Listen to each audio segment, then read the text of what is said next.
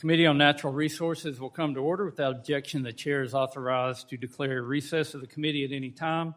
The committee meeting today to hear testimony on examining the President's FY 2027 budget request for the Department of Interior. For purposes of planning, there will be a 10-minute recess at noon. There will also be food for members. Under Committee Rule 4F, any oral opening statements are limited to the chairman and the ranking member. I therefore ask unanimous consent that all other members' statements be made part of the hearing record if they are submitted in accordance with Committee Rule 3.0. Without objection, so ordered. I now recognize myself for an opening statement. Well, good morning and welcome. Welcome especially to Secretary Burgum to this important oversight hearing on President Trump's fiscal year 2027 budget request for the Department of Interior. Our abundant natural resources really are the backbone of our nation. Multiple uses of our public lands provide the food, the fuel, and fiber that benefit Americans across the country. Oil, gas, and coal and other energy sources developed on our public lands power our cars, our homes, and our businesses. Timber resources create jobs in rural communities and provide the raw materials necessary to build homes, schools, and businesses. Water is both essential for life and a vital source of power and transportation. The scope of our committee's jurisdiction is significant and carries with it profound responsibility. As stewards of our natural resources, it is imperative that we manage and conserve these assets, not only for our own benefit, but also for the well-being of future generations. The Department of the Interior and its agencies oversee more than 480 million acres of surface land, 750 million acres of subsurface and mineral estate, and more than 2.5 billion offshore acres. These lands and waters are expected to generate more than, right up close to $20 billion for the American taxpayer in 2027. While awe-inspiring, proper stewardship requires strong leadership, something that's been a breath of fresh air under this administration. Building on the momentum of the working family tax cuts, committee Republicans have continued to unleash American energy and strengthen domestic mineral supply chains. To remain energy dominant, we must continue to unlock our resources and build the critical infrastructure needed to fuel our country and our allies. In 2025 alone, the Bureau of Land Management held 22 oil and gas lease sales across 10 states that generated more than $355 million in revenue. These lease sales help us reduce our reliance on our foreign adversaries to create good-paying American jobs and boost local economies. Congress and the administration must continue to work together to unleash American energy, building our current momentum, and also so our nation can remain secure and energy dominant. We must also work together to prevent catastrophic wildfires, restore forest health, and protect communities. With more than 44 million homes at risk in the wildland-urban interface, the need to act quickly has never been greater. Across the West, snowpack is at its lowest level in more than 4 decades, an ominous sign as we enter the height of the wildfire year. That's why I'm pleased to see the administration's budget so closely aligned with our bipartisan Fix Our Forest Act, including creating a Wildland Fire Intelligence Center, tripling the size of existing categorical exclusions, and codifying emergency authorities.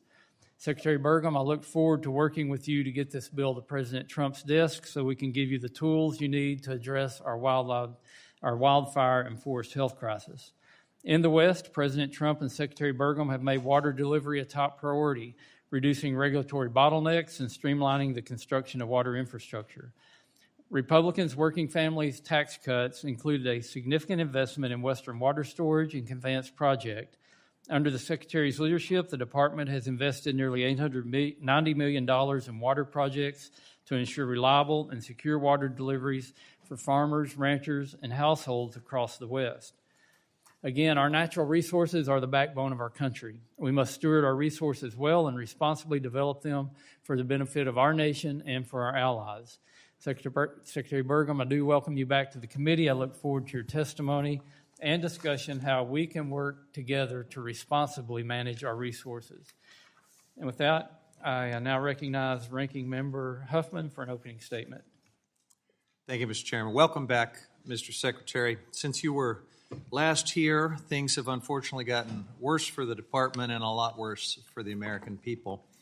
President Trump is gutting funding and personnel in the agencies that manage our public lands, ordering what's left of the beleaguered National Park Service staff to whitewash history, shutting down projects that are ready to bring cheap, reliable, clean energy to millions of families who are struggling with skyrocketing utility bills, and bullying the offshore wind industry into abandoning billions in investments that would bring even more affordable energy online. He promised Big Oil that he'd give them everything they want if they funded his 2024 campaign, and he has delivered on that by driving U.S. energy policy down a one-way street of fossil fuel dependency, blocking the off-ramps with his war on clean energy, and now crashing the car with the war in Iran. 15 months in, the reality of these decisions is setting in. Oil and gas prices are soaring. As America pulled back from global leadership on clean energy technology, China stepped right in to fill the void. And while your administration promotes oil, gas, and coal, the fuels of the 20th century, the rest of the world is looking to the future and rushing to buy EVs, batteries, solar panels, and wind turbines from China and others. Trump's policies have been terrible for our competition with China, terrible for working families trying to pay their bills.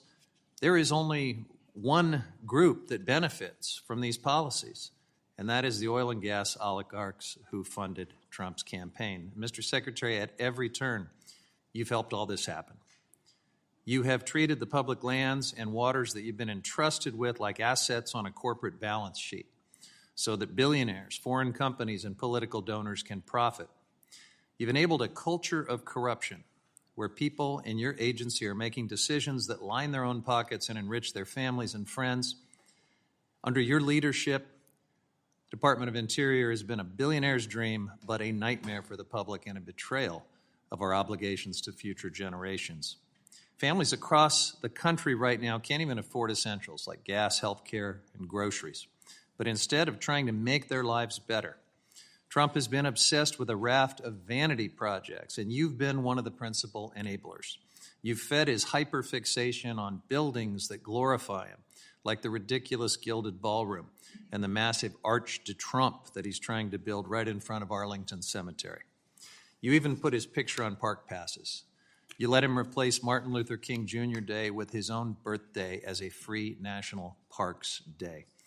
Under your budget, which you say in your testimony is about fiscal responsibility, just about everything that benefits tribes, public lands, wildlife, and water is facing deep cuts, which makes the increased funding for Washington, D.C. beautification and the endless time and money that you seem to have for projects that stroke Trump's massive ego even more glaringly disconnected from the needs and reality that most American families are facing right now. This is the most nakedly corrupt administration in American history. My oath of office requires me to be very candid about that. One tally of cash and gifts received by the Trump family from selling the presidency comes to $2.6 billion, and that is almost certainly an understatement. Donald Trump Jr. invested in a small mining startup that has ballooned to 10 times its original value after Daddy bought a chunk of the company with taxpayer dollars and then issued a Department of Defense loan for $620 billion more. In fact, Trump has been on a spending spree, buying chunks of lots of companies, including foreign-owned mining companies like Trilogy Metals, which is proposing a mine in the Alaska wilderness. And meanwhile, Trump appointees are making a mockery of ethics while reaping personal benefits. At the Fish and Wildlife Service, an official got her family business a permit for its captive animal breeding operation.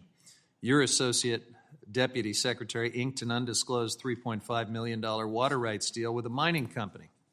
My colleagues and I have been working around the clock to keep up with this steady churn of scandal created by Trump and your Interior Department. But, Mr. Secretary, you and your agency have stonewalled us at every turn. We're asking important questions, but the lack of transparency raises bigger questions. What are you hiding, and for whose benefit? Mr. Secretary, we expect truthful answers to our questions. The American people deserve that. They deserve to see that public office is a public trust, not an investment opportunity for billionaires and plutocrats, and not a vessel for one man's insatiable self-aggrandizement. The American people deserve better. I yield back. Gentlemen's time has expired. I now will introduce our witness, the Honorable Doug Burgum, Secretary of the U.S. Department of Interior in Washington, D.C. Secretary Burgum, you're getting to be a pro at this. You've done it enough now, but I'll remind you that under committee rules, you must limit your oral statement to 5 minutes, but your entire statement will appear in the hearing record. To begin your testimony, please press the on button on the microphone.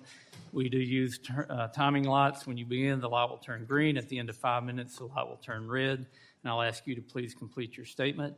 And I'll recognize Secretary Burgum for 5 minutes.